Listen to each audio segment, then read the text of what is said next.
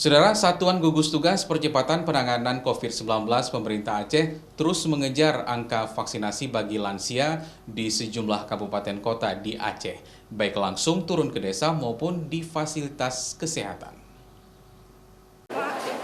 Dari angka 435.651 jumlah lansia di Aceh, saat ini proses vaksinasi baru mencapai 27%, di mana untuk dosis pertama yang telah melakukan vaksinasi berjumlah 11.834 lansia, sedangkan untuk dosis kedua baru 0,6% atau 2.507 orang. Penambahan angka vaksinasi bagi para lansia di Aceh terus dikejar oleh sejumlah program pemerintah, baik menggelar vaksinasi massal serta gebiar vaksinasi masuk desa yang khusus untuk menyasar para lansia agar mau disuntik vaksin.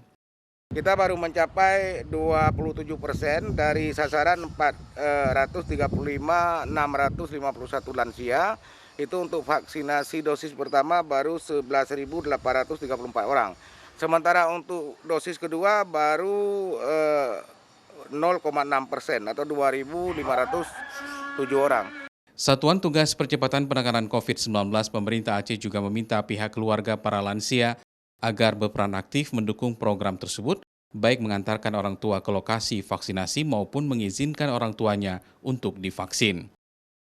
Syahril, Kompas TV, Banda Aceh.